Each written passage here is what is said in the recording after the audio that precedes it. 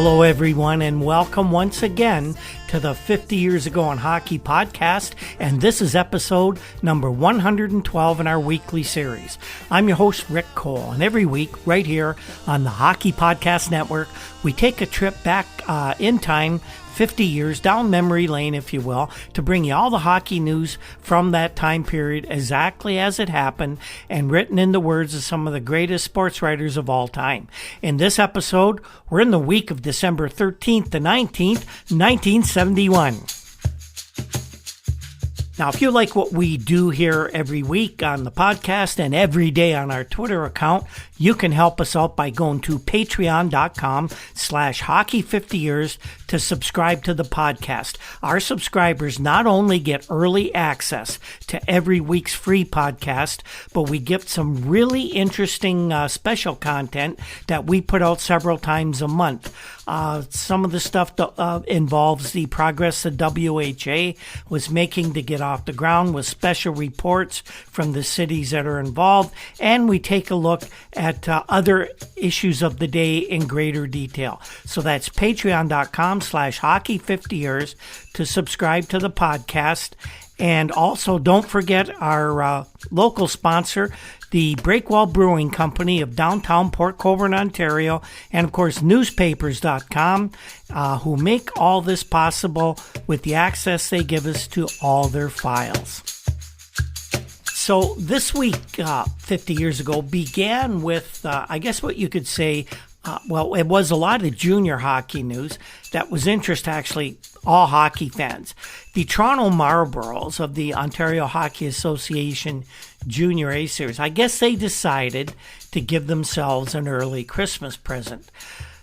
They announced that Mark Howe, the other hockey-playing son of the great Gordie Howe, had signed a contract to play with the Marlies team. Now, his brother Marty is already with the Marlies as a defenseman. Mark was a forward. The second son of Gordie Howe reluctantly signed with the Marlboros manager Tommy Smythe. What Tommy did is he made a flying trip to Detroit on the weekend before this week actually began for the specifically purpose of acquiring Mark's services. Mark would prefer to play hockey in his native Detroit this season and then join the Marlies next year when he would then be reunited with Marty. What happened, though, however, was that the Junior A owners of the OHA are contemplating changes in their priority selection draft of overage midget players, and they're going to do this for next season. One change would involve the drafting of United States players, which could mean that the Howe boys would be separated via the draft, and they would have to play for different teams in the OHA against each other.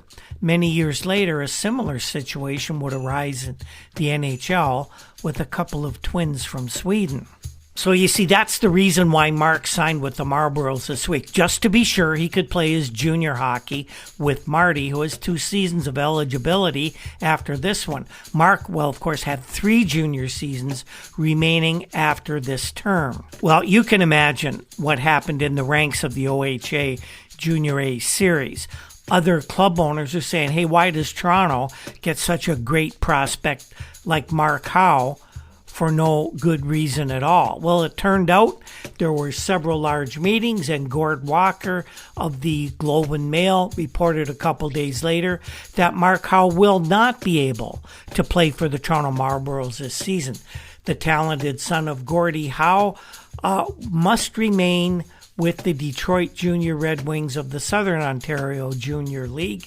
And what happened was the Junior A Council members voted against Howe joining the Marlies simply because the Toronto Marlboros don't own enough midget draft choices to actually pay for them. By way of explanation, it would cost the Marlies their first and second round midget draft choices for 2 years coming up to sign Mark Howe, whose brother Marty already plays there, as we mentioned.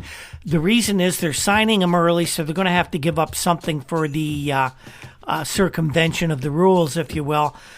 The problem is the Marlies had already traded away their first or second choice in the next midget draft. This happened in a complicated deal where an Eastern Canada junior team folded. The players were distributed throughout the rest of Canadian junior hockey in the East, and the Marlies gave Oshawa their draft choice so they could get the man they wanted, who was goalie Kevin Neville, who is starring for the Marlies this year. So it's not going to happen this year. Mark Howe is not going to Toronto, but the Marlies thought they were going to get him. A little bit more Junior A news on this early part of the week on Monday morning. Misfortune continues to haunt the Peterborough Petes this season. 4 members of the Ontario Hockey Association Major Junior A League team were injured Saturday morning in a multiple-car accident on Highway 401 at the Don Valley Parkway in Metro Toronto. The most seriously injured was rookie defenseman Paul McIntosh. Paul received a broken ankle and a fractured kneecap. We really hope that doesn't jeopardize his hockey career. Pete's coach Roger Nielsen said that he expects McIntosh is going to be out for the remainder of the season. Defenseman Mike St. Cyr received a concussion and facial bruises. Forward Billy Evo needed 15 stitches to close a gash on his ankle, and he's going to be out for 2 to 3 weeks. The fourth player, big defenseman Jim Turkowitz, received minor cuts and bruises, but otherwise escaped serious injury, and he was in the lineup on the weekend when the Petes met St. Catharines in St. Catharines. Apparently, McIntosh was the driver of the car. The 4 who live in the Guelph area were going home from Peterborough for the weekend. There was a little World Hockey Association news to start the week. President Jim Adams of the St. Paul, Minnesota entry into the WHA says that the team in that city will be known as the Minnesota Fighting Saints. The team also announced that it had signed Hamilton, Ontario native Glenn Somnor as the first general manager coach of the team. And in fact, this is the answer to a great trivia question. He is the first coach signed by any World Hockey Association team. Glenn, at the moment, is currently employed as the head hockey coach at the University of Minnesota. And a little side note there, Glenn went to the folks at the university and recommended that the man who should replace him is an insurance salesman by the name of Herb Brooks.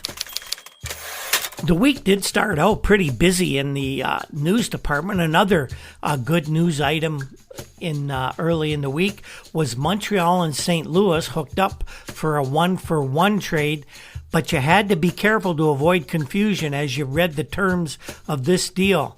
Montreal sent right winger Roberto to the Blues for right winger Roberts. That's right, Roberto for Roberts, Phil Roberto for Jim Roberts. Jim Roberts, a 31-year-old native of Port Hope, Ontario, was drafted by the Blues from the Canadiens in the 67 expansion draft. Prior to this year, Jimmy had appeared in 512 regular season games. Not a big scorer, 65 goals, 93 assists, but he is a very versatile guy, amazing on the penalty killing, and he always was one of Scotty Bowman's favorites with the Blues when Scotty was coaching and managing the Blues. Roberto is a 22-year-old native of Niagara Falls, and I watched Phil play a lot of junior hockey in Niagara Falls and St. Catharines for the Falls Flyers.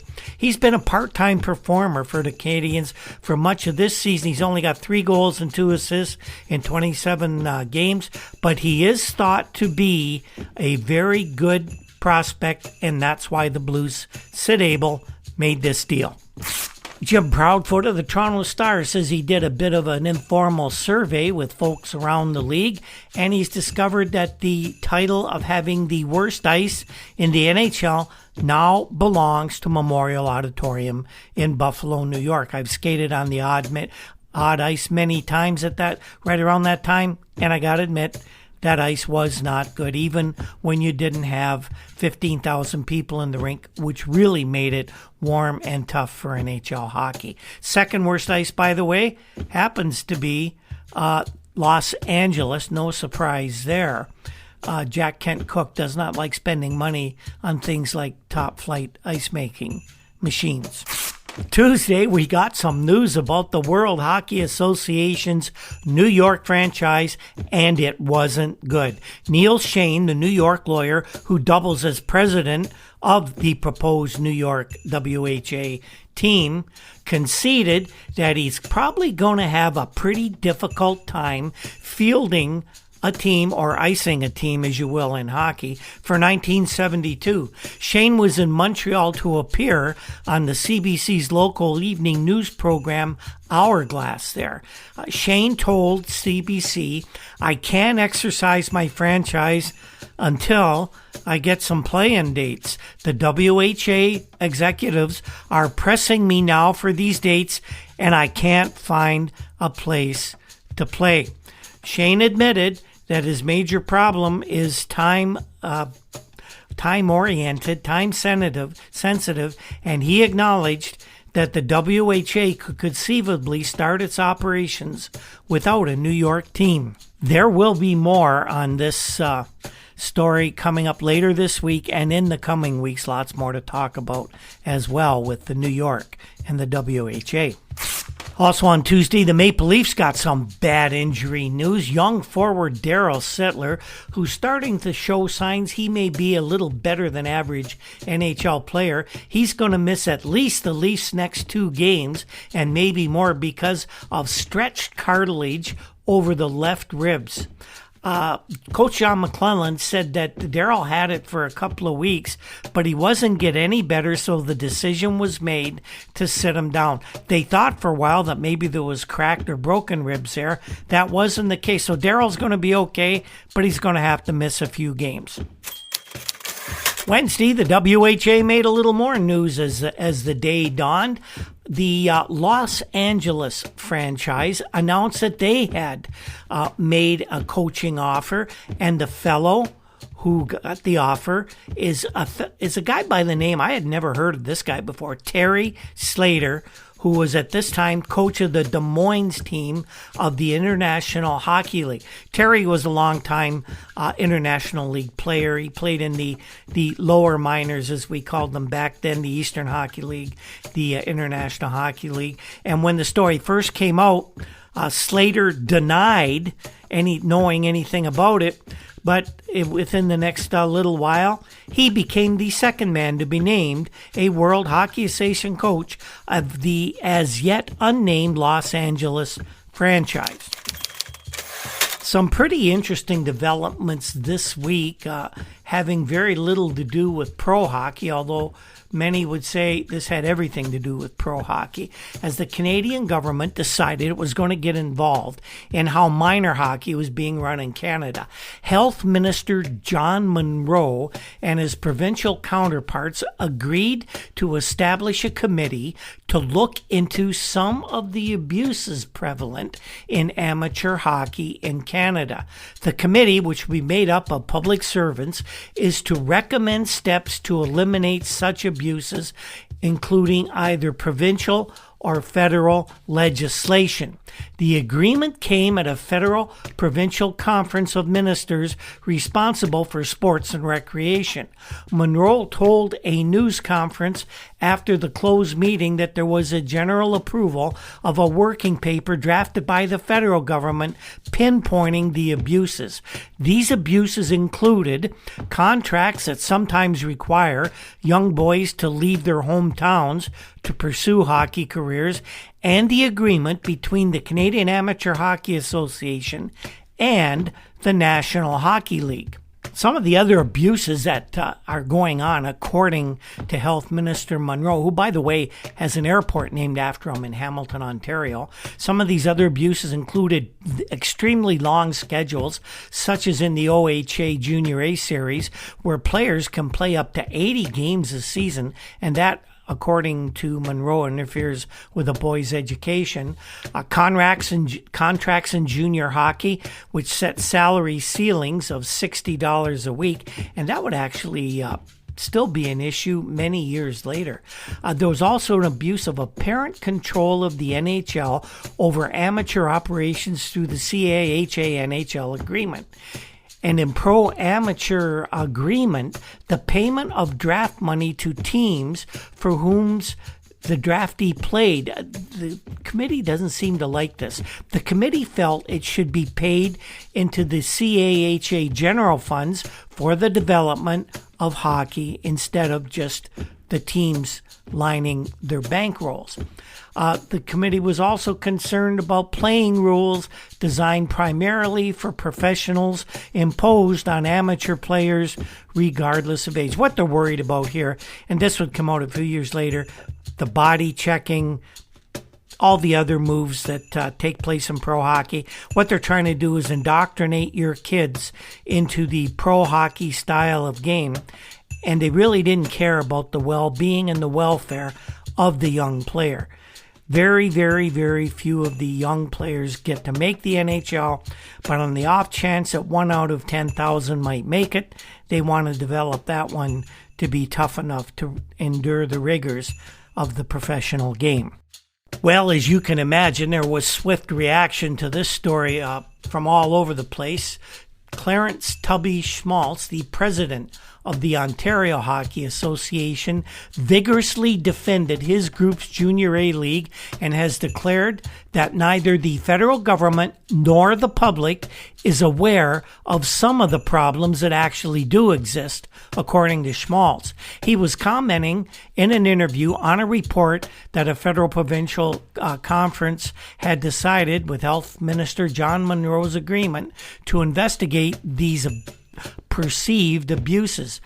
Schmaltz said, in defense of the Junior A people, I think the public should be made aware that the Ontario government threatened to put a 10% amusement tax on every ticket sold if there was not a $60 maximum weekly salary for players. The ceiling was one of the items mentioned, as we said earlier, in the press release from Ottawa.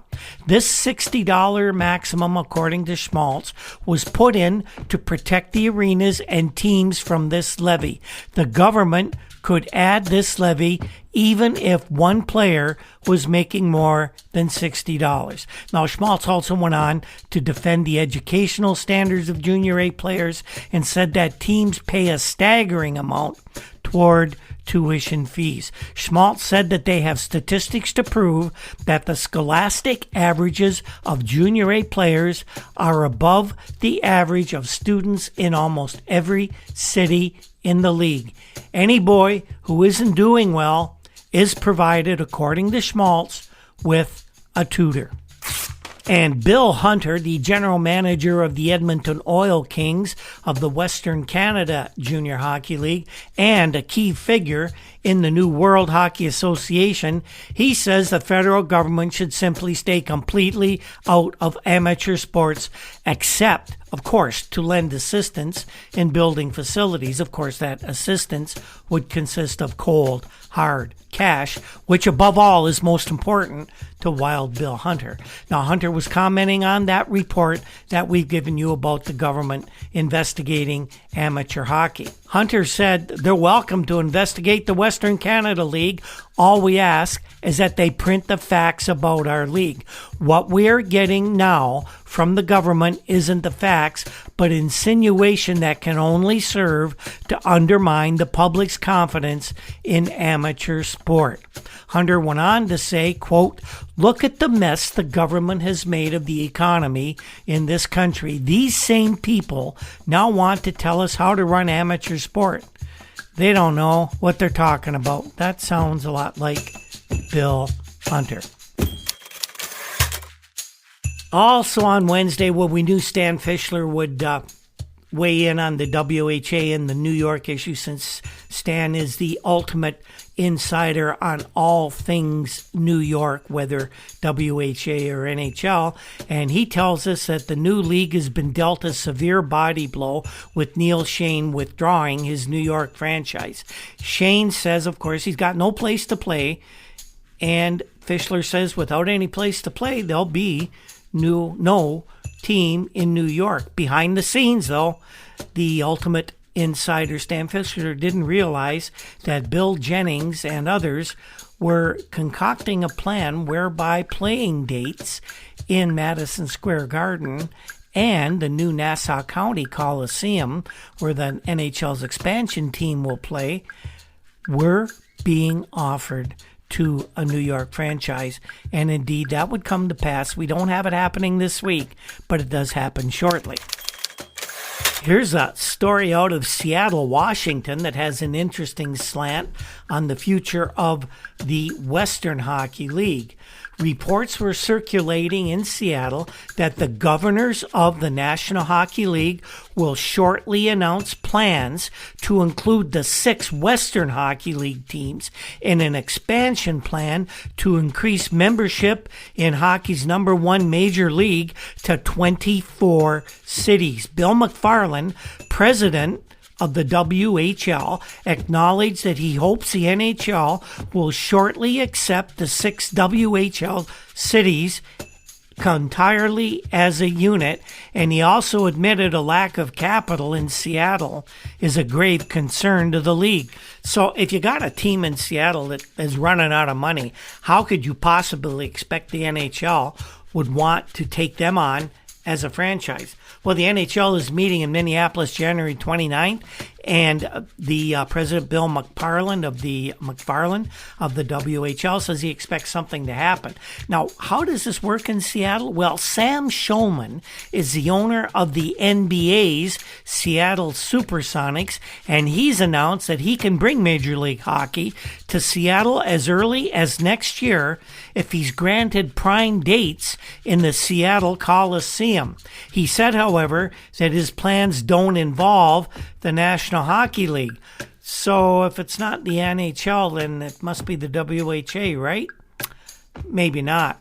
Ray McMacken, sports editor of KING TV, said he has learned that the expansion plan will be announced at the All-Star break in Minnesota for the NHL, and he said Seattle is considered the weakest link in the Western Hockey League because of the city's poor economy, bad attendance at the Totems games, and the lack of capital available to pay a $6 million NHL membership fee.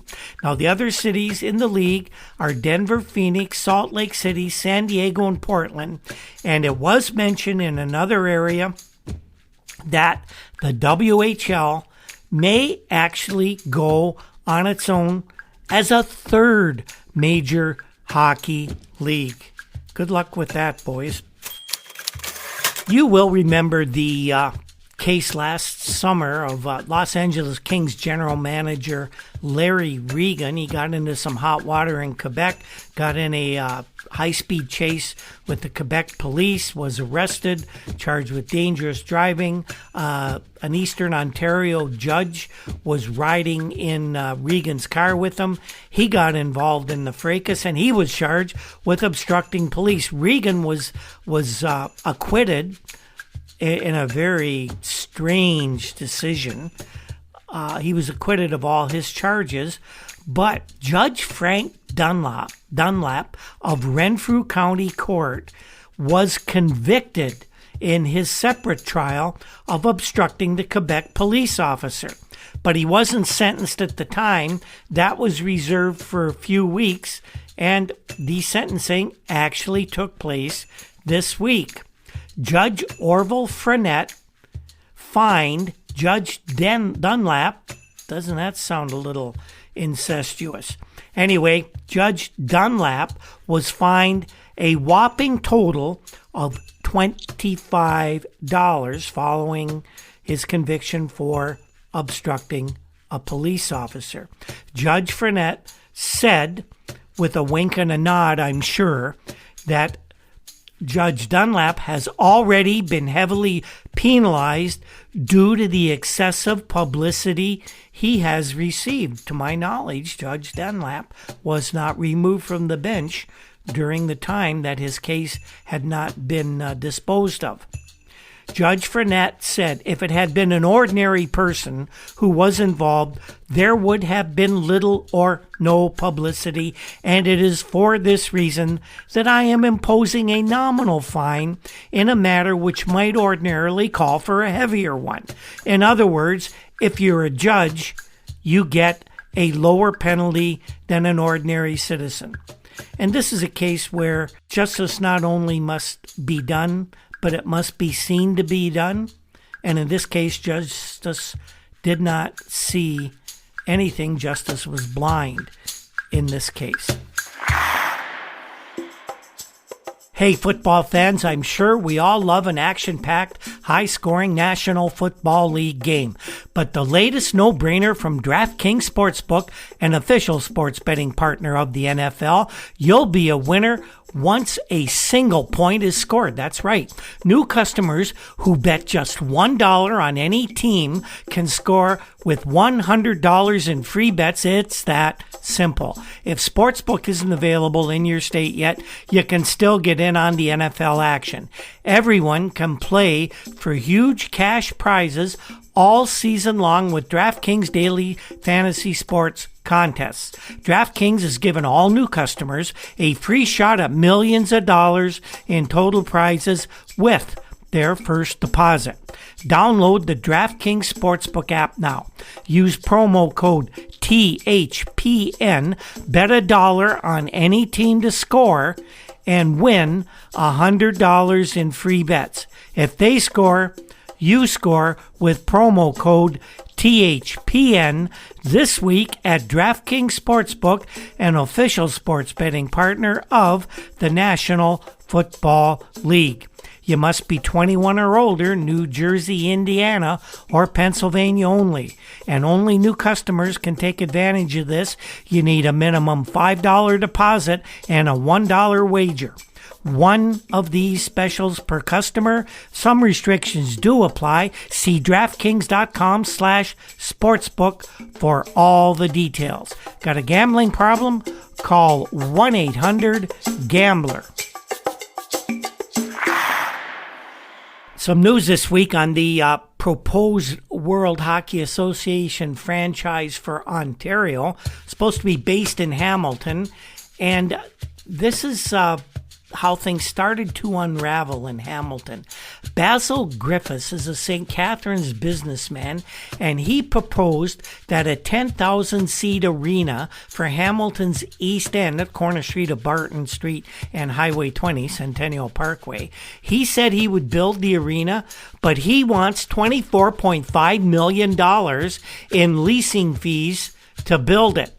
But he doesn't want it all up front. Now, he'll take it over 35 years. Griffiths proposed to the Board of Control in Hamilton that he would build the arena on the land that we mentioned at that location. He owns the land. And all he's asking is that the city guarantee a return of $700,000 a year for 35 years, and also that the city administer the building. In other words, they handle rentals of ice time. They're probably also going to have to do upkeep, paving parking lots. Who knows what else he wants them to do. He told the board the arena would cost him about $6 million to build, but he assured board members that he could get sufficient private backing for the scheme if the city formally approved his grand scheme. The prime tenant would be, of course, the proposed Hamilton entry in the WHA, in which Toronto promoter Doug Michelle and James McCreath have received a franchise.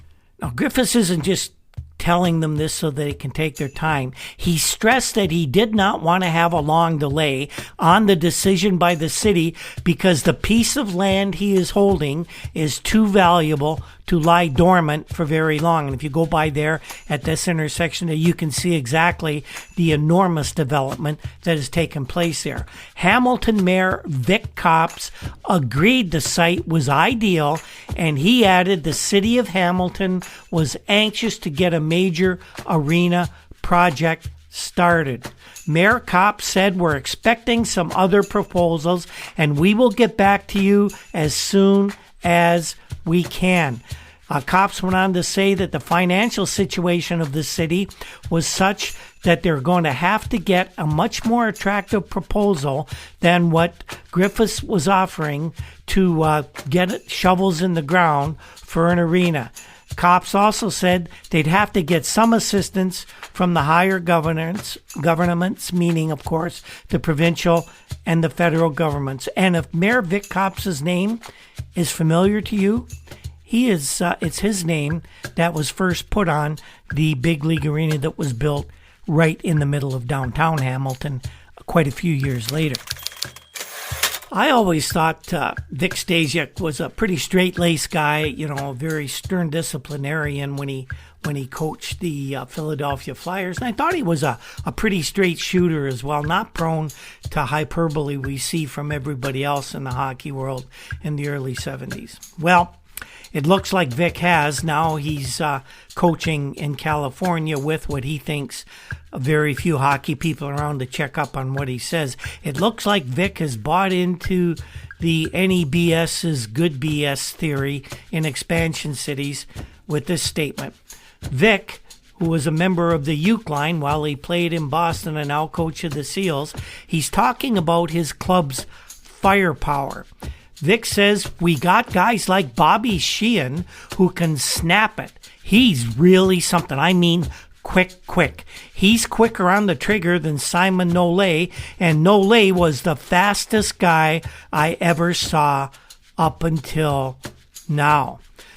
Stasiuk went on to say, "That was a hell of a deal Gary Young, the general manager, made with Boston as well, getting Ivan Boldarev. That kid moves out there like Phil Esposito." Ivan Boldarev was a really, really good hockey player, but nobody, including Ivan Boldarev, was Phil Esposito in those days. One team that is really much improved at this stage of the 71-72 season, that was the Detroit Red Wings. Of course, they brought in a new coach this year, Johnny Wilson. And here is what's being said about Johnny Wilson's coaching style. A lot of compliments to Johnny. One writer said the change in the Wings' play and their attitude since Wilson was appointed coach has been nothing short of amazing. And to a man, all the players give the credit to Wilson. Now, you wouldn't expect players to go overboard for a man who doubled their practice time and didn't give them a day off for a month.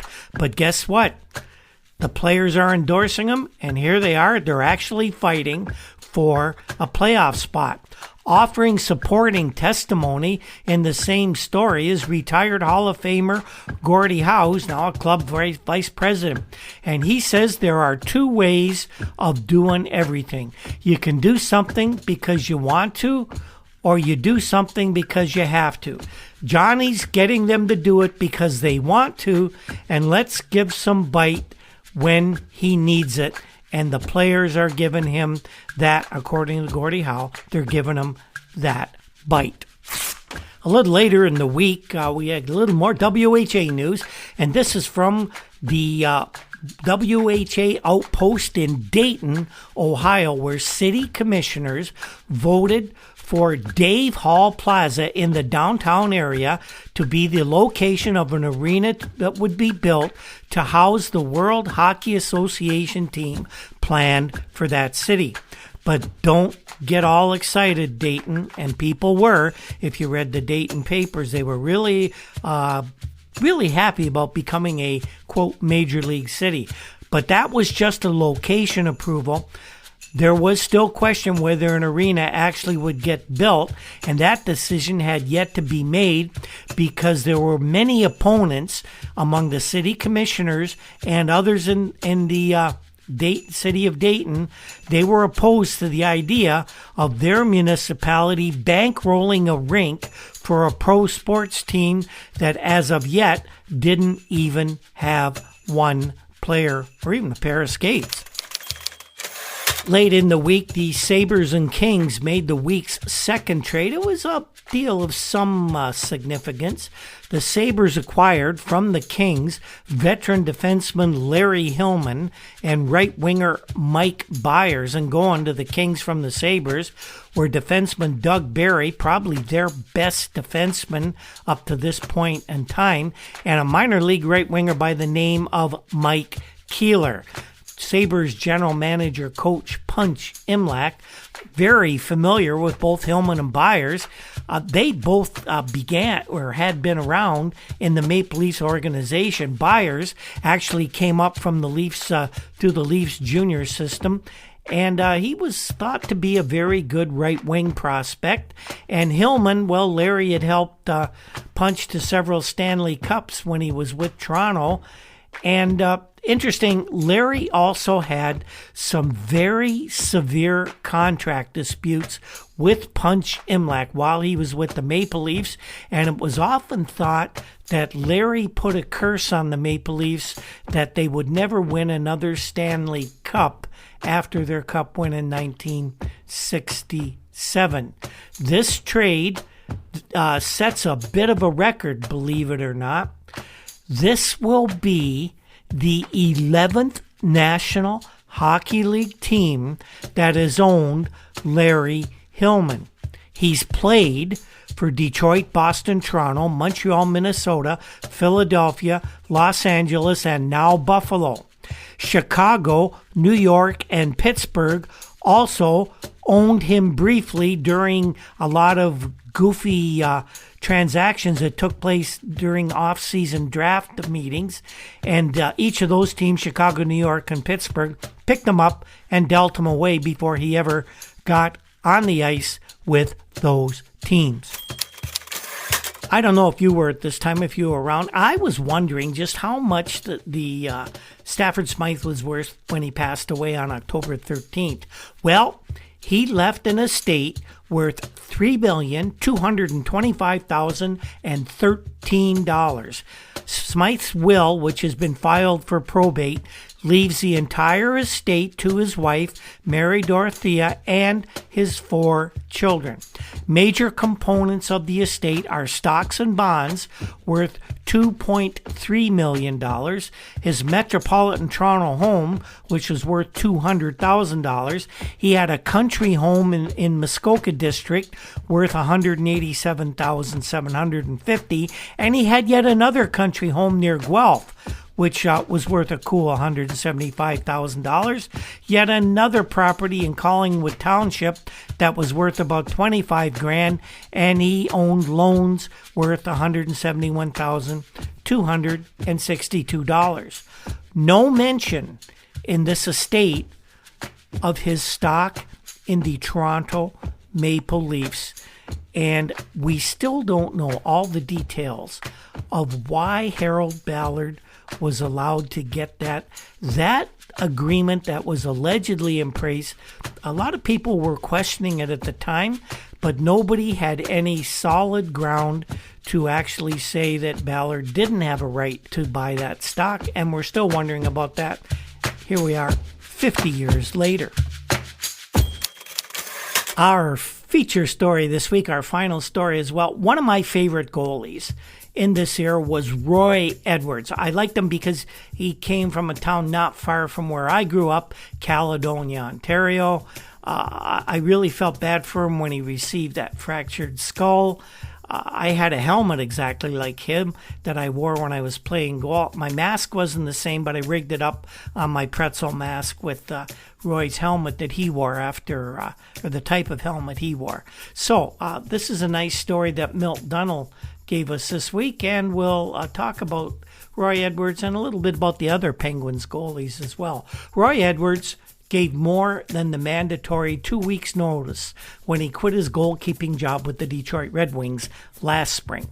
He'd made a sincere attempt to resume his career after a skull fracture mended satisfactorily, but agonizing headaches and recurring dizzy spells were more than Roy could bear, and he finally announced his decision to retire well before the National Hockey League meetings in June, so that way the Wings would have ample opportunity to find a suitable replacement. The injury really wasn't a factor. Edwards was perfectly healthy again. He had become convinced it was the game itself, coupled with the erratic Detroit defense, which was causing his head to throb and his vision to blur. My nerves were gone and I was completely fed up with hockey, Edwards now reports. I was sick of the pressure and the traveling and all the rest of it. So I made it very clear I was packing it in. Despite Edwards' apparent determination, the Pittsburgh Penguins gambled $30,000 to claim him when the Red Wings removed him from their roster and placed him on waivers. The very next day, Detroit took Al Smith, a goalie from Pittsburgh, for the same price, so in effect, no money actually changed hands. Pittsburgh kept calling me and asking me just to come to training camp and give it a try. See how I felt about it. And finally, I just gave in, Edwards said during the Penguin stopover in Toronto this week. Unfortunately, Roy says, I don't know of any better way to make a living than playing hockey. But Roy quit again when the team broke training camp. He said the more he thought about it, the more he realized he could not stand moving again. Roy says, I worked in so many places: Calgary, Buffalo, the Sioux, Portland, St. Louis, Fort Worth, Detroit. Now my family was settled back home in Caledonia. His girls were in school, and he decided I just couldn't ask them to pull up stakes and move to Pittsburgh, so I went home. Well, that lasted 3 weeks, and then the club called Roy again. Actually, Red Kelly made the phone call, and the Penguins said they needed help in goal.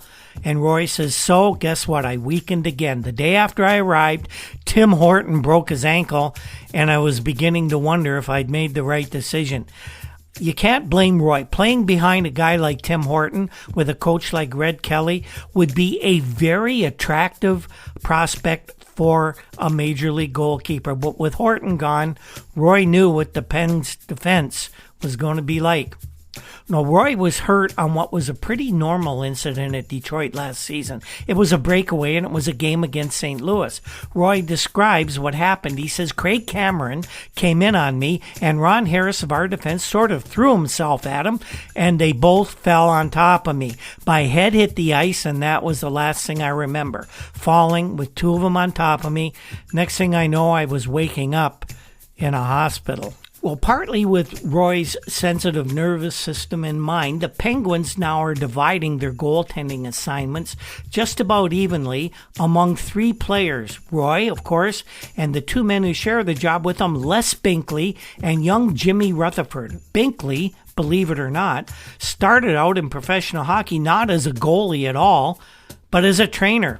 This was in the long ago days when teams got by with just one netminder, and if they happened to have a spare around, they had to find some other way of justifying his presence on their payroll. An extra goalie was a luxury no organization wanted to finance in those days.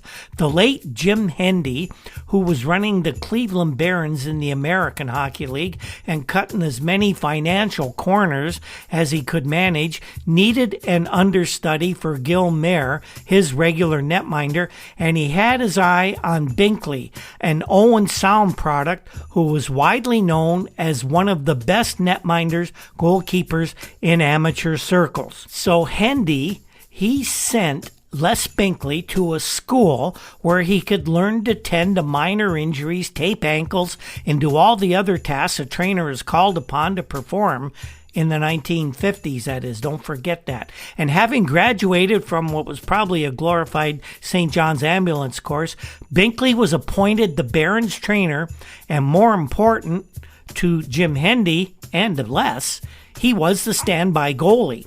One injury he couldn't repair was to Mayer, and Binkley was forced to go into the Cleveland Nets late in the 1960-61 season.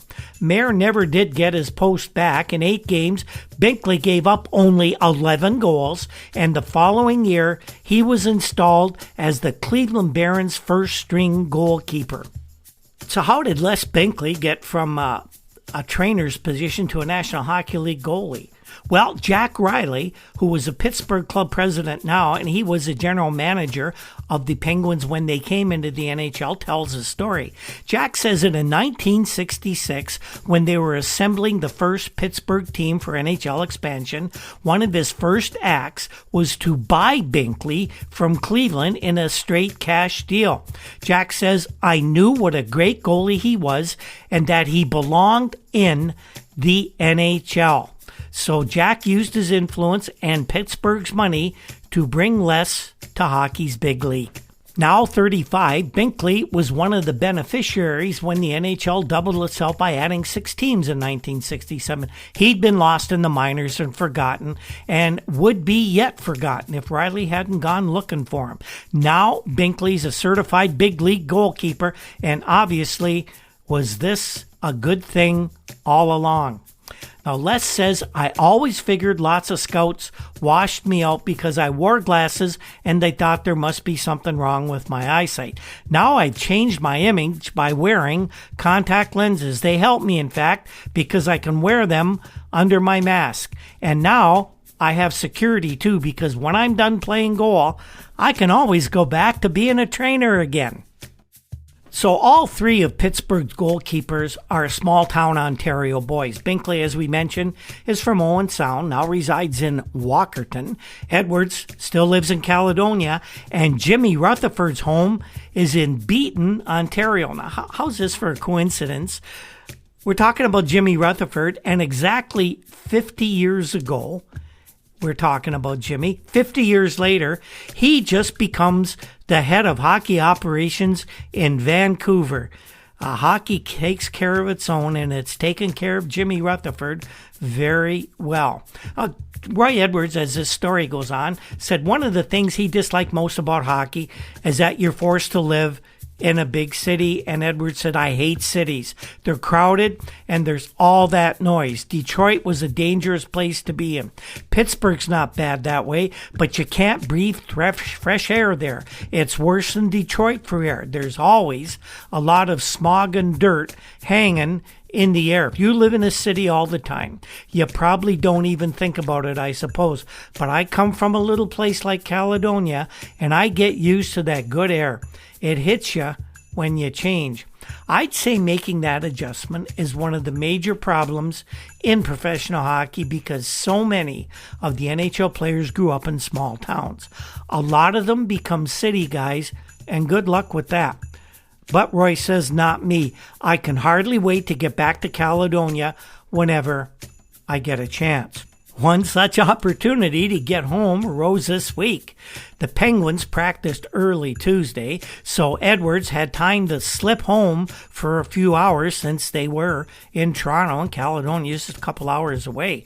Les Binkley was holding court for a delegation of Walkerton fans that had come to see their hometown hero, and Jimmy Rutherford was having some discussions with his summertime employers. Where does Jimmy work in the summer? Well, he's a goalie coach at the sports camp Mike Walton and Bobby Orr operate on Lake Couchiching near Orillia, Ontario. And there's a look at the 3 Penguins goalies in 1972 with the game in Toronto this week. Milt Dunn got a chance to talk to all of them. So that's our show this week, everyone. And what did we learn this time around? Well, the Toronto Marlboros revealed that Gordy Howe's other hockey-playing son, Mark, was going to suit up for the OHA Jr A team by the new year. But then questions arose, and it turned out that didn't take place. The Canadians and Blues made a tongue-twisting trade, but the names, as we said, were a bit of confusing. Roberto for Roberts. And we learned a bit about one of my favorites from that era, Roy Edwards, a great goalie who played for the Red Wings and at this point was with the Penguins. Here's some of the stories we're working on for next week's show. A promising Maple Leaf goaltender suddenly calls it quits. We'll get some answers on Edmonton's World Hockey Association team, but there were so many questions with that franchise. They didn't even have a decent rink to play on. We couldn't see how an Edmonton team was ever going to get off the ground. And we had news on who's going to be controlling the mess that is the Vancouver Canucks, at least on the financial side of things at that point in time. The 50 Years Ago in Hockey podcast is produced by Andy Cole. Can't thank him enough for all his hard work he puts into this. This doesn't happen without Andy. Andy also produces podcasts, and if you're thinking of starting one up, get hold of me. I'll hook you up. I think he still has some time to help you out. The very popular Juno-nominated Toronto indie rock group, the Rural Alberta Advantage, provides our intro and exit music. Ever get a chance to see them perform live? Don't miss the opportunity. They are going to start touring again sometime in the new year. Other musical pieces and sound effects are by Andy Cole as well. Our research comes from files from the Toronto Star, Toronto Globe and Mail, and of course, the many publications found at our sponsor newspapers.com. You can find us each week here on the Hockey Podcast Network, every day on Twitter at Hockey50Years. We have a Facebook page, 50 Years Ago in Hockey, a WordPress site, Hockey50YearsAgo.com, and you can get the podcast wherever you download your favorite podcasts. Thanks again to everyone who tunes into our show. Things are starting to get more exciting as this season rolls on, and we hope you're with us all the way. On that note, we'll see you next time. When the